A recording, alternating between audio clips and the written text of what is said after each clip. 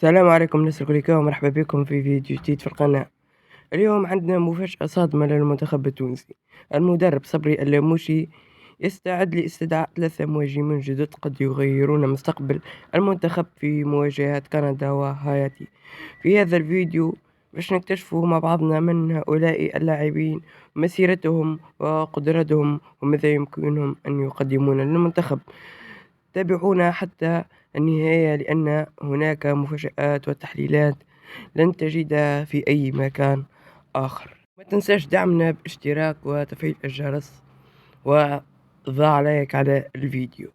من المتوقع أن تشهد قائمة المنتخب التونسي الموسعة لمواجهة كندا وحياته ضمن استعدادات نصر قطر لكأس العالم 2026 ظهور 3 أسماء جديدة. المهاجم الأول هو لؤي بن فرج، لاعب شاب يلعب مع نادي كارلسرو في ألمانيا. لؤي أثبت نفسه في الدوري الألماني للدرجة الثانية، وأصبح لاعب سريع وذكي داخل منطقة الجزاء. لكن منطقة نظر مسيرة وأهم أهدافه هذا الموسم. لؤي ليس فقط هداف في الشباك، بل يتميز بالتمركز الذكي والسرعة في الهجمات المرتدة. يمكن المدرب صبري اللاموشي أن يعتمد عليه كخيار هجومي مهم في المباريات القادمة. والمهاجم الثاني هو ريان اللومي. هو لاعب تونسي يلعب في كندا مع فريق نادي فانكفورت. ريان يتميز بقوة بدنية كبيرة وقدرة على كسر دفاعات الخصم. هذا اللاعب شاب يطور بسرعة ويمتلك مهارات ممتازة في التحركات داخل منطقة الجزاء. وملخص لي ريان لوم ينشط في كندا بطولة أمريكا الشمالية. مهاجم عنده قوة بدنية كبيرة، الإطار الفني يرق فيه منذ مدة.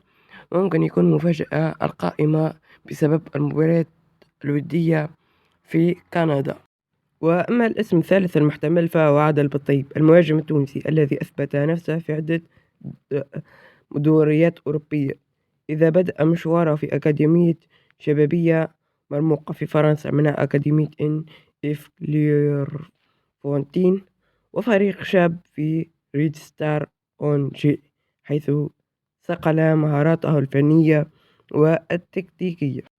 في المقابل تبدو بعض الملفات أقرب للحسم، على غرار ريان اللومي الذي سبق له تمثيل المنتخب التونسي الأولمبي قبل أن يظهر مع منتخب كندا المحلي، ومن المنتظر عودته إلى صفوف تونس بداية من معسكر مارس في كندا. هذا كل شيء في الفيديو. متنساوش باش تشتركوا في القناة وتفعلوا الجرس وتحطوا زر اللايك باش يوصلكم كل التحديثات والفيديوهات القادمة، وكل أخبار كرة القدم موجودة في هذه القناة.